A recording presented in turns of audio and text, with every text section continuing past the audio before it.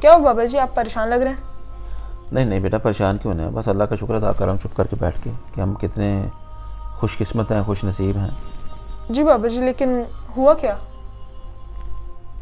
कुछ नहीं, बस ऐसे ही। आज हमारे ऑफिस में एक कस्टमर आया, काफ़ी अमीर था। वो अपनी गाड़ी में ही बैठ के तो चौकीदार को बोलता कि अमजद को बुलाओ। मैं गया उसके पास, मुझे थोड़ा बुरा भी लगा कि अंदर क्यों नहीं आया, इसने मुझे अपने पास बुलाया। मैं गया, उसने कुछ काम करवाना था, मैंने काम करके दिया उसको। जब जाने लगा तो थोड़ी वैसी उससे बातचीत हो गई, तो मैंने ऐसी तरह उसकी तारीफ़ कर दी कि कितनी बड़ी गाड़ी है आपकी, उसका नंबर ही गाड़ी से महंगा है, नंबर ही मिलियंस में है। जी बाबा जी। तो आप ठीक ठाक लगते हो, काफ़ी खुश नसीब हो, खुशकिस्मत हो।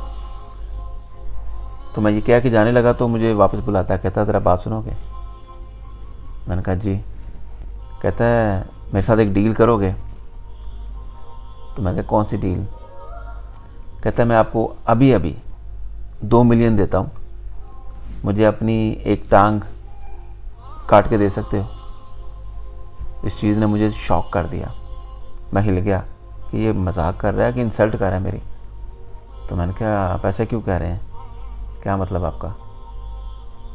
कहता आपने मुझे कहा ना कि आप अमीर हो, खुशकिस्मत हो, खुश नसीब हो, लेकिन मेरी नज़र में आप मुझसे ज़्यादा खुशकिस्मत खुश नसीब हो।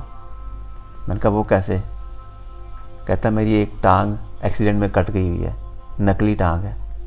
जब मैं किसी को दोनों टांगों पे सही सलामत चलते देखता हूँ तो मुझे रश्क आता है।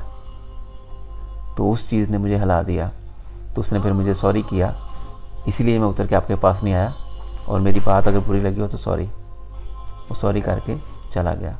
वो चीज़ मैं सोच सोच के ना तो अल्लाह का शुक्र अदा कर रहा हूँ कि हम कितने अमीर हैं, कितने खुश नसीब हैं। जी बाबा जी।